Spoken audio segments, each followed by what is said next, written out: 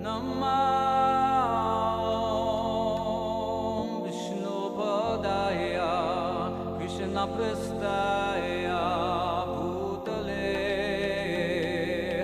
Srimate Bhakti Vedanta Swamin Ite Namani. You see, one Indian gentleman, middle-aged Indian gentleman who appeared to be like a very well-to-do businessman. So he asked Srila Prabhupada in a rather challenging way, why are you building new temples when there are so many old temples needing renovation and repair? So Srila Prabhupada didn't answer the question directly. Srila Prabhupada asked that man, who is that lady sitting next to you? So that man said, well, she's my wife. Then Prabhupada asked him, why did you get married? So the man got completely flabbergasted, so he couldn't answer. Then Prabhupada provided the answer. He said, you got married because you wanted to have children. Putrarthe kriyate bharja. One gets married, one accepts a wife in order to get children. But why get children when there are so many children loitering in the streets? And then Prabhupada explained that just as you want to have your own child, similarly devotee wants to build his temple and install Krishna, and in this way offer the temple to Krishna. One morning, Prabhupada was having his oil massage. Harisauri Prabhu was giving him a massage on the roof of Prabhupada's quarters in Mayapur. I took some letters that I replied, went to Srila Prabhupada, and I used to read the letters out to, the replies out to Srila Prabhupada, and then Prabhupada used to sign them. Prabhupada signed the letters, and then he continued to take his massage. And although Prabhupada signed the letters and I should have left, but I just sat there and watching Srila Prabhupada having his massage. And then Prabhupada just started to speak on his own, addressing me. He told, many lifetimes you tried to enjoy, but you can see that you are still not satisfied.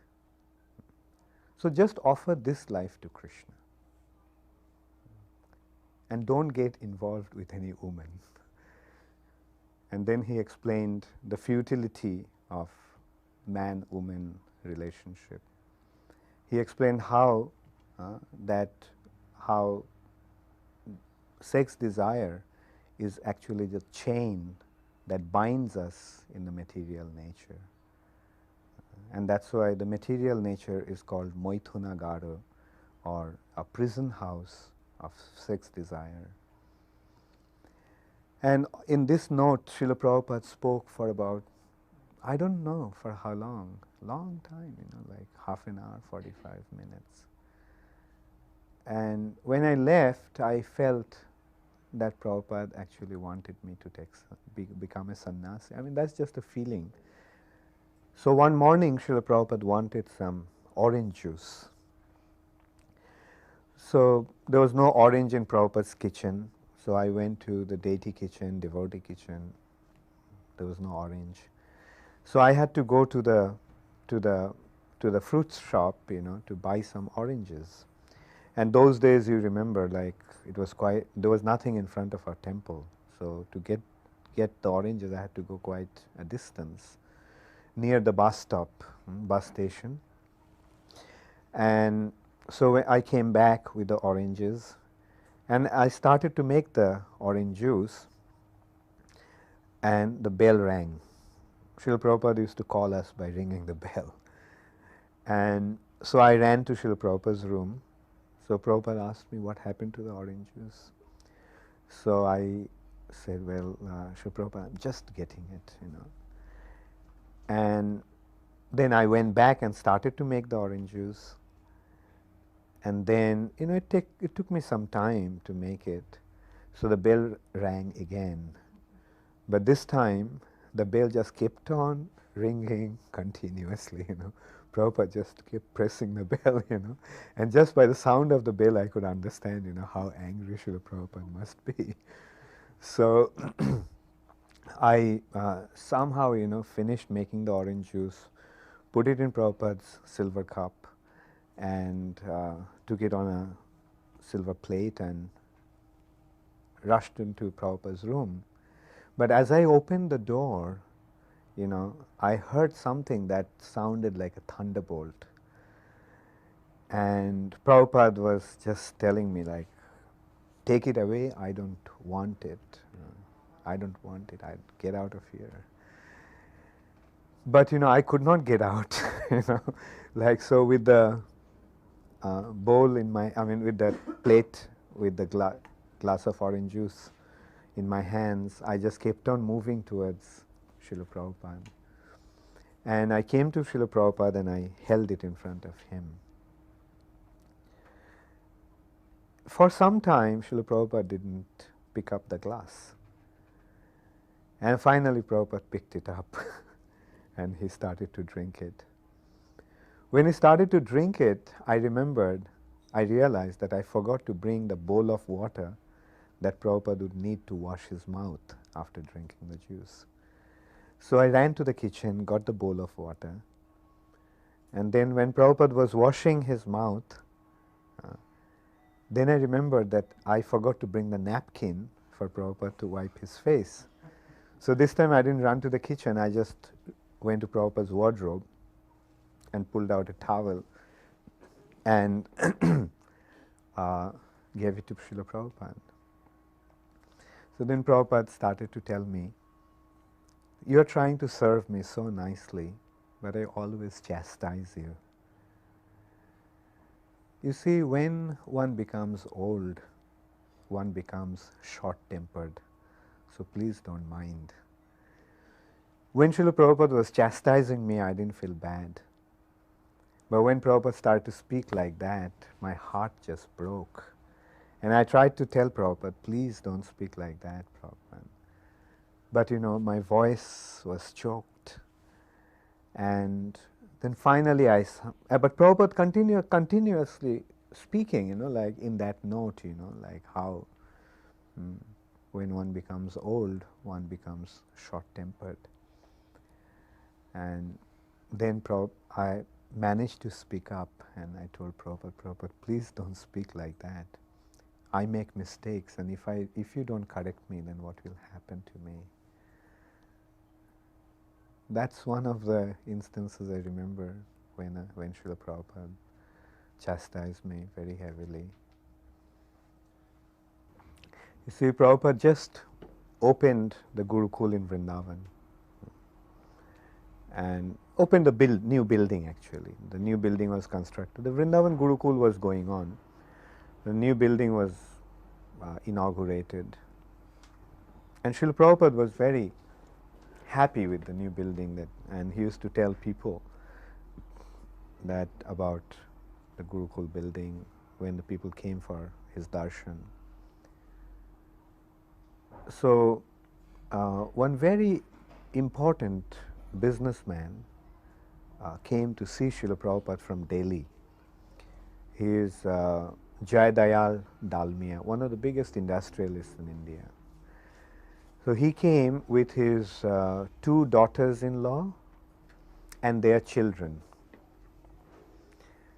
And he was a very old man at that time, and very nice and pious man actually. So Srila Prabhupada was telling him about the Gurukul education system, and then he asked him to send his grandchildren to the Gurukul. And he explained to him that the modern education system is simply meant for creating Sudras, how to get a good job. That's the purpose of education. But your children, your grandchildren, do not need to get a job but they should actually become the leader of the society. And that's why he should actually send his grandchildren to the Gurukul.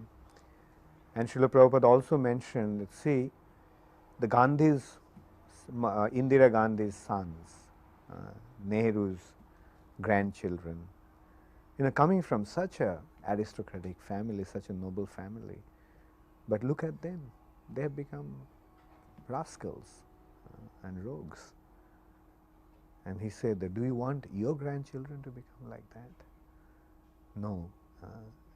Train them up to become the leaders of the society, real leader of the society. And in this way, Srila Prabhupada actually explained. Now later on, I got to know his son, the father of one of the grandchild, and he told me that at that time his father was so convinced that he was planning to send his son to the Gurukul. And I know the son, his name is Abhishek Dalmia. Although he didn't go to Gurukul, but he has, although he didn't go to the Gurukul, but he keeps a sikha, I mean, the family is very, very pious, and it's unfortunate that he didn't send his son to the Gurukul, but I mean, you can see the potency of Srila Prabhupada's preaching. He is one of the richest men in India, and he was considering to send his grandson to the Gurukul.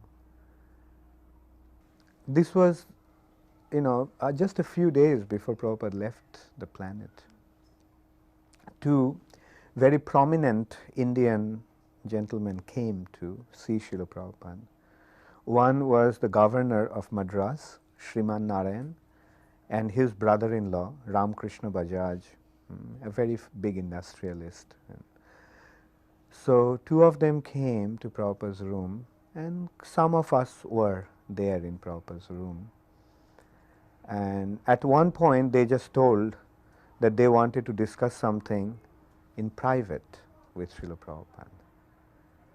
So Prabhupada asked us to leave the room. So, we left the room, although we didn't want to. But while leaving the room, I pressed the recording button of the tape recorder. And they asked Prabhupada who would actually have the legacy after Prabhupada left the planet. And Prabhupada mentioned to them that he is giving the legacy to all his disciples, and whoever follows will have the legacy. That was actually printed in the Back to Godhead that came after Prabhupada's disappearance, Prabhupada's final instructions, and this one was there. And then they figured out that the tape recorder was on, and they asked Prabhupada if they could switch off the tape recorder. So that was also there, in the tape recorder. I mean, it was taped. And I don't think after that they had any serious discussions. Actually, what they wanted to know, who would become Prabhupada's successor. But Prabhupada made it very clear that he is giving the legacy to all his disciples, all his followers. So whoever follows has the legacy. And he didn't want to appoint any successor as such. You see, it was in Vrindavan, one morning, Srila Prabhupada asked me to see if there is spinach, the two varieties of spinach, the green variety and the red variety. He asked me to see if we have these two varieties of spinach, if there was pumpkin, radish, eggplant, and bitter melon. So I went to the kitchen, and in Prabhupada's kitchen there was no spinach. So I went to the deity kitchen and devotee kitchen, and I was told that that was the month of spinach fast. So I went and told Prabhupada that, Prabhupada, this is Chaturmas and this is the month of spinach fast. So Prabhupada asked me, is everyone observing Chaturmas? so, so I got the message. So I myself went to the market to buy everything. And I went to the market and I thought I got everything. Then I came back and I told Prabhupada, I got everything. So Prabhupada asked me, what you got? So I said, Prabhupada, I got these 2 varieties of spinach, I got eggplant, I got pumpkin, I got radish. And then I remembered that I forgot to get bitter melon. But it was so stupid of me, like I told Prabhupada, I lied to Prabhupada, and I said the bitter melon. So I thought, just arrange to get the bitter melon, like, and so Prabhupada said, bring them. Yeah. So I ran out. So Prabhupada asked me to bring it. So I ran out, and there was an employee in the kitchen, in the guest house. His name was Kishan. So I gave some money to Kishan, and I said, Kishan, take the cycle, go to the market, and get some bitter melon. And so I was, I thought it'll take 10-15 minutes, And in the meantime, I went to the kitchen. I started to prepare other preps, and I was kind of, running back to the gate and kitchen and back, And then finally Kishan came back, and he said that there is no bitter melon in the market. And so I already went to the kitchen, the devotee kitchen. There was no bitter melon.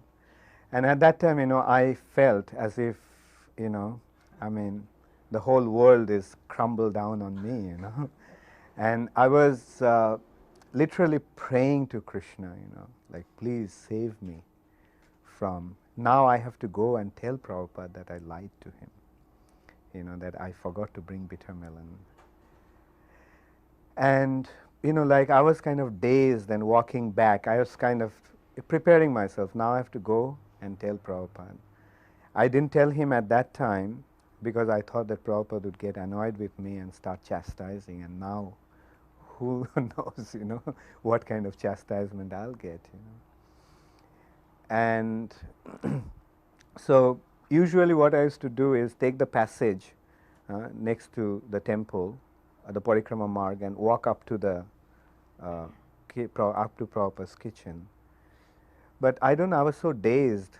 I walked up to the Gurukul building, and then I started to, go that way through the Gurukul building.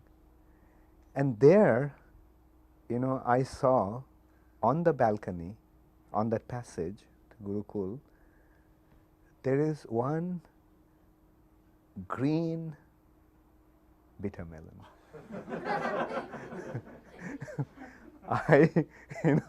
I just pounced on that and started to thank Krishna in every possible way, and ran, picked up the vegetables and went to Prabhupada's room. And Prabhupada was already taking his massage. So before taking his bath, he used to take his massage. So I went to his room and I told Prabhupada I brought the vegetables. So Prabhupada told me how to cut the vegetables. And then finally I said, Prabhupada, and the bitter melon? And so Prabhupada looked at me and said, bitter melon. And just the way Srila Prabhupada said bitter melon, I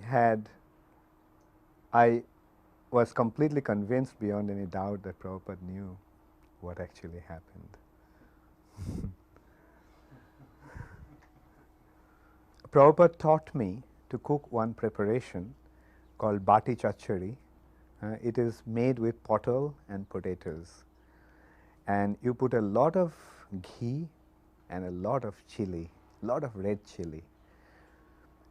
And so Prabhupada asked me to cook that preparation. And but Prabhupada's stomach was not very good at that time. So while preparing that, I felt that I should not put so much red chili. So I cooked it, with, no, he had stomach problem. I mean, his stomach was not so good. So he didn't want any red chili. And he didn't want any red chili in there. I mean, I didn't put any red chili, thinking that, like his stomach was not good. And when I served, Prabhupada just took a bite and he became very angry. He said that I personally taught you how to cook it and you forgot. And he was very, very heavy, And not only at that time, for next 2 days, whenever I went near him, he just blasted me. That and his point was, he personally taught me how to cook that, and I forgot. And not only he chastised me, whoever went to him, he also told him how useless I was. Then on the third day, when Prabhupada's anger, Prabhupada's anger subsided to some extent, And Prabhupada kind of, rather in a mild way this time, he asked me, how could you forget when I personally taught you? And then I told Prabhupada, I didn't actually forget. I deliberately didn't put it because I thought your stomach was not good. And red chili will not be good for your condition. Then Prabhupada told me, then why didn't you tell me all this while? And then he told me that ghee is hot and chili is hot. But when there is a lot of ghee and lot of chili, they counteract each other's effect. But what touched my heart the most, if I can say so, was Prabhupada's concern for everyone. In one hand, Prabhupada was so strict, but at the same time, Prabhupada was so compassionate and so concerned. Like I remember Prabhupada for months, for 2 months at least, he did not eat anything. Only once in a while he would take some juice, fruit juice, and a little diluted milk. But he would inquire how the devotees were eating, how the devotee prasad was. So one day Prabhupada asked me to go and check out how the devotee prasad was. And I came back and told that the prasad was not so nice. When Prabhupada called the temple president and he chastised him, he asked why the prasadam was not nice. See, he himself couldn't eat anything for 2 months, but he was so concerned about how the devotees were eating. See, I was with Srila Prabhupada, and we were living in Srila Prabhupada's quarters on the 6th floor of the tower. And one of my senior god brothers one day was little annoyed with me, and he started to chastise me very heavily. And those days I used to be quite sensitive, I was feeling really bad that he chastised me. Then I went to Srila Prabhupada on some, I had to do something. So when I went to Srila Prabhupada, Prabhupada just on his own, he just started to tell me, you see, the sign of one's advancement, the sign of one's spiritual advancement is not in the big position one has. The real sign of advancement is how humble and how tolerant one has become. And just that instruction, like took away all the, the heaviness from the heart. And I just remembered. And that instruction I often remember, that the sign of our advancement is not in our position, but in how humble and how tolerant we have become. When Prabhupada first went to Mayapur with his American disciples, they bought a piece of land in Mayapur, and so Prabhupada actually drove straight to Mayapur, our place. It was just a small hut that they built for Srila Prabhupada, without stopping at Gauriya Math, Chaitanya Math, and Bhakti Siddhanta Saraswati Thakur's Samadhi. So some of his godbrothers commented that he didn't even stop at his spiritual master's Samadhi. So when Prabhupada heard about that, when Prabhupada was told that they were speaking like that, then Prabhupada commented, do they think that I am ever separated from my spiritual master even for a moment? My spiritual master is always with me. And that is how a disciple should always be conscious of his spiritual master. Like spiritual master is none other than the super soul. The spiritual master is the super soul, or actually even more than the super soul. The yogis, when they attain perfection, they see the super soul in the heart. A devotee, when he attains perfection, he sees his spiritual master in the heart. So pure devotion means to see his spiritual master in his heart all the time. So more we become Krishna conscious, more we make spiritual advancement, the more we will see Srila Prabhupada in our hearts. And we are seeing, like, actually that's the benefit of being in ISKCON. Like everywhere we see Srila Prabhupada. Prabhupada's temples, Prabhupada's deities, Prabhupada's books, Prabhupada's devotees, everything is Srila Prabhupada. And that's what is actually not only protecting us from the onslaughts of Maya, but automatically pushing us towards our ultimate destination, Krishna's lotus feet.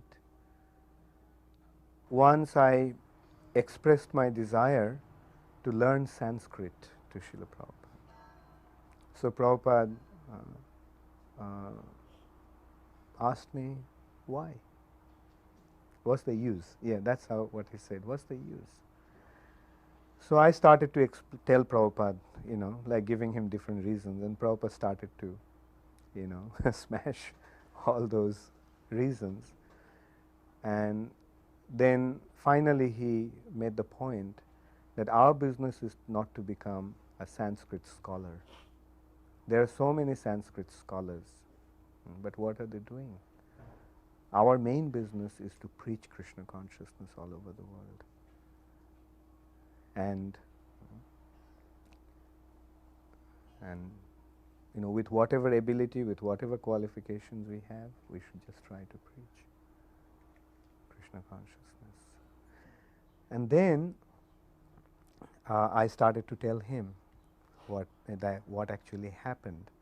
That I told him about Bhima's Mahaprasthan. Prabhupada heard about that, and right after that Prabhupada was planning to go for a parikrama of Govardhan, and I feel Prabhupada is actually planning to go on a Mahaprasthan himself, the final departure. And then Babaji Maharaj said, then we can't let him go. Then I said, Babaji Maharaj, the only person who can convince Prabhupada not to go is you. So Babaji Maharaj was so humble, he said, me? How can I tell him? So I said, you are the only person who can actually convince him. So then Babaji Maharaj, he just got up, washed his hands and mouth, and walked straight up to Srila Prabhupada and said, I heard everything, and I feel that you should not go to Parikrama. Then Prabhupada said, Babaji Maharaj, if you say so, then I will not go. And at that time, we kind of took it for granted that Srila Prabhupada came to Vrindavan to leave his body, And so around that time, Tamal Krishna Maharaj one day, he told me that we don't really know what to do if Prabhupada leaves his body. If Prabhupada left his body, we didn't know what to do. So he asked me to find out from Krishna's Babaji Maharaj. And so, I went one afternoon, late afternoon, I went to Madhav Maharaj's mat, where Krishna's Babaji Maharaj was staying. So I went, but Babaji Maharaj was not there. So waiting for him for a while, I just came back. So when I came back, Upendra Prabhu, who was Prabhupada's servant at that time, told me that Prabhupada was looking for me. So I ran into Prabhupada's room and asked him whether he wanted me to do anything. So Prabhupada asked, where did you go? Where were you? So I said, Prabhupada, I went to Madhav Maharaj's mat. So Prabhupada asked, why did you go there? I mean, his voice was ringing with anger, he said, why did you go there? And I couldn't answer, why I went there, it was, how could I say why I went there? And I was just silent, and then Prabhupada's voice kept on, rising, and he was screaming, why did you go there? So finally I said, Prabhupada, I went to see Krishna's Babaji Maharaj. And then Prabhupada's voice became even louder with anger. And he asked, why did you go there? So I finally said, Prabhupada, Tamal Krishna Maharaj wanted me to go there. And then Prabhupada said, oh, I see. He became quiet. From that, I learned a lesson that Prabhupada didn't want us to go out to anybody. Although he had such a good relationship with Babaji Maharaj, still he didn't want us to go to him. And that actually, it makes it, later on I got to know, how Prabhupada said that if they say one thing different from me, then everything will be spoiled. And that's why Prabhupada didn't want us to go anywhere. He was like a caring father, who was just protecting us from any danger.